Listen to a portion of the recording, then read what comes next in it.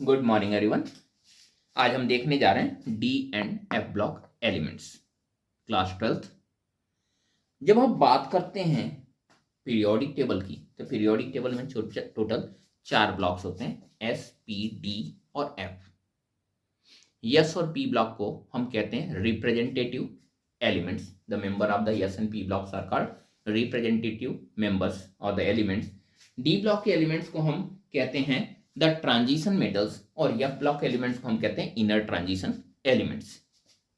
तो सबसे पहले, how will you identify that which of the elements are the D block elements? Those of the elements for which the last electron lay in D subcell is called the D block elements.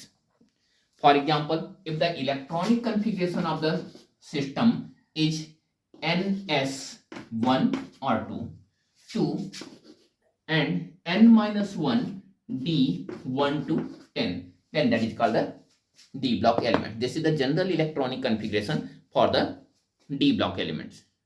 यानी valence shell पहले भर जाता है, inner cell बाद में आता है। Valence shell का यस सबसेल पहले भर जाता है, इनर सेल बाद में आता है। So if you are taking a specific example having value of n 4, then it is 4s 1 to 2 and 3d 4 minus 1 3 d 1 to 10. Then first question, why the D block elements are called transition metals and what is the unique property of the transition metals? So first of all, when you will discuss about the unique property, we say that the D block elements are known for their variable valency, variable oxidation state and hard nature. Along with that, all the D block elements are known for their colored salt formation capacity. तो जितने भी D block elements हैं, सब के सब colored salt का formation करते हैं। अब यहां पे हम इनके लिए थोड़े से रीजन्स को भी जानने की कोशिश करते हैं। तो सबसे पहला, why the D block elements are metal by the nature. When we say metals, what are the metals? So chemically we say that all of those of the compounds which have tendency to lose electron, they are called the metal. And why any system will carry the property to lose the electron? कोई भी system electrons को loose क्यों करेगा? क्या कोई reason है loose करने का? Then any element will lose the electron because after losing the electron the system is getting any inert gas configuration. But in the case of D block elements, that's not available. That condition is not available. If you are taking the electronic configuration of iron, one of the D block elements, atomic number 26, the electronic configuration is after argon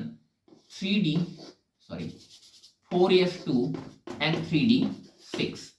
अगर हम quantum number sequence में लिखना चाहें, then you can also write that argon 3d6 and 4s2.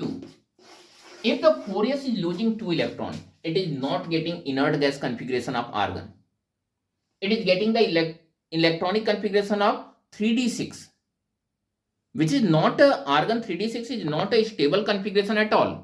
Maybe a little stable, but not as stable as that of the inert gas. तो inert gas जैसा stable नहीं है। 2 electron lose करने के बाद भी वो स्टेबिलिटी गेन नहीं करता, तो क्यों ही वो अपने इलेक्ट्रॉन को लूज करेगा, क्यों ही वो मेटल होगा? अब इसके लिए अगर हम रीजन देखें तो आपको मैंने लास्ट ईयर में पढ़ाया था कि how to calculate the energy of the subshell. किसी भी सबसेल की एनर्जी को कैलकुलेट करने का जो तरीका होता है वो होता है आपका n+l वैल्यू। अब अगर हम 4s के लिए देखें तो n की वैल्यू है 4, that is the principal quantum number. l की वैल्यू है 0। यस सबसेल के लिए एजीमुथल क्वांटम नंबर 0 होता है, यानी यहां पे वैल्यू क्या है 4। जबकि 3d के लिए देखें, ये है 3 + 2 दैट इज 5। थर्ड सेल के लिए प्रिंसिपल क्वांटम नंबर 3 और डी सब सेल के लिए एजीमुथल क्वांटम नंबर 2, यानी total 5। So you can say that the energy of 3d is greater than the energy of 4s. So whenever the 4s loses the electron, जिन भी conditions में 4s अपने electrons को lose करता है, the 3d provides the electron to the 4s. This process of transferring the electron from inner D subcell to the valence S subcell is called transition. Inner D subshell से valence s subshell में electron के जाने के process को हम कहते हैं transition, and that is the reason why these of the elements are called transition elements या ट्रांजिशन मेटल्स.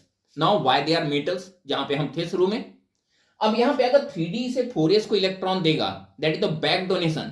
तो बैक डोनेशन देने की वजह से क्या होगा, 4s की इलेक्ट्रॉन लूजिंग टेंडेंसी बढ़ जाएगी, and tendency to lose electron is called metal, यानी मेटेलिक टेंडेंसी बढ़ जाएगी, मेटेलिक कैरेक्टर्स बढ़ जाएंगे. So because of the higher energy of the 3d, because of the transition of electron from 3d to 4s, these of the elements are called transition elements. Then whether all the elements in the d block are considered as a transition metal? Surely not. All the elements of the d block are not transition metals. अब कौन कौन transition metal की category में नहीं आता, zinc, cadmium और mercury, यानी group 12 ये ट्रांजिशन मेटल की कैटेगरी में नहीं आते. अब क्यों नहीं आते, अगर हम इनकी बात करें तो ग्रुप 12 का इलेक्ट्रॉनिक कॉन्फ़िगरेशन क्या होगा, ग्रुप 12 का इलेक्ट्रॉनिक कॉन्फ़िगरेशन होगा NS2 N-1 D10. मैं एक जिंक का एग्जांपल लेके आपको बता रहा हूं. This is the zinc, atomic number 30. Electronic configuration क्या होगा, 4s2 N3D10 आफ्टर आर्गन. अब अगर यहां से 4s से 2 इलेक्ट्रॉन निकल गया, जो कि निकलना है, मेटल है तो निकलेगा, एटम भी बड़ा हो रहा है, तो यहां पे अगर ये 4s से 2 इलेक्ट्रॉन निकल गया तो क्या ये 3d अपने इलेक्ट्रॉन को यहां पे ट्रांजिट करना चाहेगा, और चाहेगा तो क्यों चाहेगा, because the 3d is already completely filled, so no electron will excite from 3d to 4s. ये ट्रांजिशन होना नहीं है, and if this transition is not taking place, zinc will not be considered as a transition metal. अब इससे फर्क क्या पड़ेगा, इसकी प्रॉपर्टी में क्या फर्क पड़ेगा. नॉर्मली मैंने कहा the D block element, the transition element have the variable valency. Zinc सिर्फ एक सिंगल वैलेंसी शो करता है, दैट इज द +2 या 2, और single oxidation also, that is the +2. Zinc की वैलेंसी सिर्फ एक होती है, वैलेंसी के अलावा ऑक्सीडेशन स्टेट भी सिर्फ एक होता है, जबकि मैंने कहा कि the D block elements are known for their variable valency and variable oxidation state. अगर Mn को देखें तो उसकी वैलेंसी होती है 2, 3, 4, 5, 6 एंड 7, जबकि जिंक की सिर्फ एक वैलेंसी होती है, that is the 2. Similarly the oxidation state, Mn have oxidation state +2, +3, +4, +5, +6 and +7, whereas zinc have only one, that is the +2 oxidation state. So zinc does not have variable valency, neither have the variable oxidation state, as it is not a transition metal, as it have a completely filled d subshell configuration. The two other properties, whatever I have said, कि ये property होती है D block elements की, that is the coloured salt. I think सब लोगों ने कभी lab में जिंक सल्फेट देखा होगा, क्लास 10th के एक्सपेरिमेंट्स में भी था, क्लास 12th में तो जिंक सल्फेट मिलता ही है. जिंक सल्फेट का कलर क्या होता है, व्हाइट. और मैंने क्या कहा, the D block elements are known for their coloured salt formation capacity. कुछ सॉल्ट आप लोगों ने देखे हैं, फेरिक क्लोराइड आसानी से मिल जाता है, और नहीं भी देखा होगा तो कम से कम रस्ट तो देखा होगा ना, आयरन के ऊपर रस्ट लगता है ब्राउन कलर का. अगर टाइट्रेशन किया होगा तो टाइट्रेशन में आपको मोहर साल्ट मिलता है, ferrous ammonium sulphate. Ferrous sulphate रहता है, डाई साल्ट होता है, उसका भी कलर क्या होता है, फेडेड ग्रीन. फेरिक का डार्क ब्राउन, कॉपर सल्फेट में कॉपर का ब्लू. तो यहां पे मैक्सिमम जो डी ब्लॉक्स हैं, डी ब्लॉक एलिमेंट्स, उनके मेटल साल्ट जो होते हैं वो कलर्ड होते हैं, लेकिन जिंक का colourless. And last one, the hard nature. Zinc is also not very hard bye the nature. आपने लैब में जिंक की टेस्टिंग की है, क्लास 9th में किया था zinc with sulphuric acid, class 10th में किया था zinc with HCl, class 12th में भी आपने जिंक का एक्सपेरिमेंट किया होगा. हर एक क्लास में आपको यही बताया गया कि zinc is not a very hard metal, not as hard as that of the D block elements, so they are the soft metals. लेकिन क्या वो एलिमेंट्स जो इस तरह की प्रॉपर्टी देंगे, non variable oxidation state, non variable valency, वो क्या ट्रांजिशन मेटल नहीं होंगे? इसके लिए बुक में पहला ही क्वेश्चन दिया हुआ है कि the scandium having atomic number 21 and zinc having atomic number 30 both have non-variable valency, non-variable oxidation state, white color of salt and soft nature. Even though zinc is not considered as a transition metal and scandium is considered as a transition metal. Why? अब zinc के case में D subshell completely filled होने की वजह से ये transition possible नहीं था, लेकिन अगर हम स्कैंडियम को देखें तो स्कैंडियम का आफ्टर आर्गन इलेक्ट्रॉनिक कॉन्फ़िगरेशन होता है 3d1 4s2। ये 2 इलेक्ट्रॉन लूज करते ही आर्गन की इलेक्ट्रॉनिक कॉन्फ़िगरेशन को अटेन करने के लिए एक इलेक्ट्रॉन का एक्साइटेशन करेगा और इस एक्साइटेशन की वजह से आर्गन की इलेक्ट्रॉनिक कॉन्फ़िगरेशन में आ जाएगा। That means scandium show stable +3 oxidation state. That is the only oxidation state, but +3 oxidation state.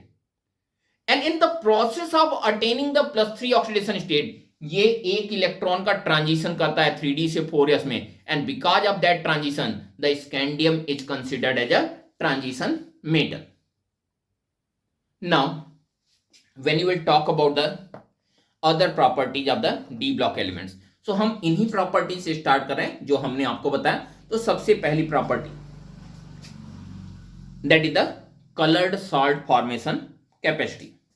जब आप बात करते हैं कलर्ड सॉल्ट फॉर्मेशन कैपेसिटी के बारे में तो हम कहते हैं कि what is the colour, why any system show the colour.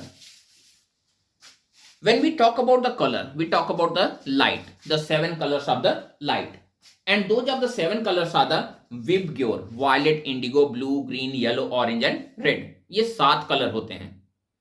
अगर ये लाइट इस वॉल पे स्ट्राइक कर रही है और वॉल पे स्ट्राइक करके आपकी आंखों तक आ रही है, व्हाइट कलर का वॉल दिखाई पड़ रहा है, इसका मतलब होता है ये 7 के 7 कलर्स स्ट्राइक किए, कोई एब्जॉर्ब नहीं हुआ, आपकी आंखों तक सब आ गए। The mixture of these of the 7 colour that the VIBGYOR is called white and absence of light is called dark, they are called the primary colours. ये 2 प्राइमरी कलर्स जो हैं, एक तो complete composition of the light की वजह से आता है, 7 कलर की वजह से आता है, एक अब्सेंस ऑफ लाइट की वजह से आता है। तो यहां पे व्हाइट कलर कब आता है, जब सारे के सारे वापस आ जाए, यानी कोई लाइट का कोई भी पार्ट विबग्योर में से कोई भी कलर एब्जॉर्ब नहीं हुआ। लेकिन अगर उनमें से एक या 2 एब्जॉर्ब हो जाए, वायलेट एब्जॉर्ब हो जाए, इंडिगो एब्जॉर्ब हो जाए, या 2-4 एब्जॉर्ब हो जाए, तो क्या होगा, सिर्फ बचे हुए कलर ही हमारी आंखों तक वापस आएंगे। अगर सिर्फ बचे हुए कलर ही हमारी आंखों तक वापस आ रहे हैं तो हम सिर्फ उन्हीं को देखने के लिए कैपेबल होंगे, यानी सामने वाली चीज हमें कलर्ड दिखाई पड़ेगी। अब देखते हैं डी ब्लॉक के साल्ट क्यों कलर्ड होते हैं और डी ब्लॉक मेटल्स क्यों कलरलेस होते हैं। They are why they are not the coloured. Generally आपने डी ब्लॉक एलिमेंट्स देखा होगा तो आपने जिंक देखा है, आपने सिल्वर देखा है, बस कुछ एक कलर्ड अगर देखें तो उसमें गोल्ड हल्का से येलोइश कलर देता है, कॉपर भी हल्का कलर देता है, लाइट ब्राउन बोल सकते हैं। उसके अलावा zinc, silver, mercury, cadmium mercury को ट्रांजिशन मेटल की कैटेगरी में नहीं रखेंगे, तो वहां पे चाहे तो हम उसे छोड़ सकते हैं। उसके अलावा आयरन, निकल, ये सारी चीजें ऐसी हैं जो हमने देखी हैं अपने डेली लाइफ में और इनमें कोई कलर नहीं होता। But when you will talk about the salt of these of the metals, they are the coloured. Why that is possible. अब अगर हम बात करें तो डी सबसेल कुछ इस तरह से स्प्लिट कर जाता है और डी ब्लॉक एलिमेंट्स में ये स्प्लिटेड ऑर्बिटल्स पूरी तरह से भरे नहीं होते, और अगर पूरी तरह से भरे नहीं हैं तो ऐसा होने पे इनका यहां पे एक्साइटेशन पॉसिबल है। और अगर एक्साइटेशन पॉसिबल है तो इस एक्साइटेशन को हम कहते हैं डी ट्रांजिशन। अब कोई इलेक्ट्रॉन यहां से जब ट्रांजिट करके यहां जाता है तो ऐसे ट्रांजिशन में एनर्जी का यूज होगा, और वो एनर्जी किस फ्रीक्वेंसी में पड़ेगा, रेड की फ्रीक्वेंसी में पड़ेगा, ब्लू के फ्रीक्वेंसी में पड़ेगा, वायलेट में पड़ेगा, या 2-3 के मिला के पड़ेगा। तो जिस भी फ्रीक्वेंसी में पड़ेगा उस फ्रीक्वेंसी की लाइट यहां पे एब्जॉर्ब हो जाएगी। क्यों? Because of the transition of electron. और जब ट्रांजिशन ऑफ इलेक्ट्रॉन की वजह से ये एनर्जी एब्जॉर्ब हो जाएगी तो ऐसी कंडीशन क्या होगा, सिस्टम उस कलर को एब्जॉर्ब कर लिया, बचे हुए कलर आपकी आंखों तक वापस आए, और जब बचे हुए कलर आपकी आंखों तक वापस आए, surely you will find that the system is colored. Then the DD transition is responsible for the coloration of the salt. So the D block elements show colored salt because of the DD transition. But why the metals are not colored? The metals are not colored because the valence S subshell electrons.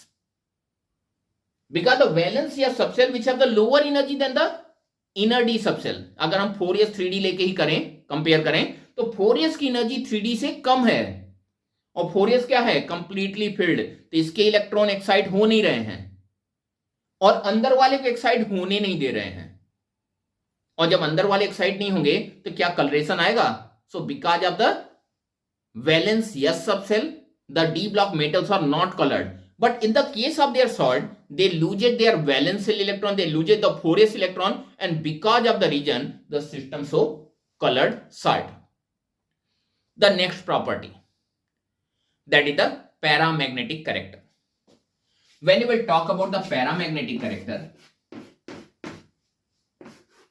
this is the D block, D subcell. And when you are going to show the electronic configuration of any of the member, I am taking the member of the 3D series, 3D series के members को देख रहे हैं. जो 10 members हैं वो हैं आपके scandium, titanium, vanadium, chromium, manganese, iron, cobalt, निकल, कॉपर एंड जिंक.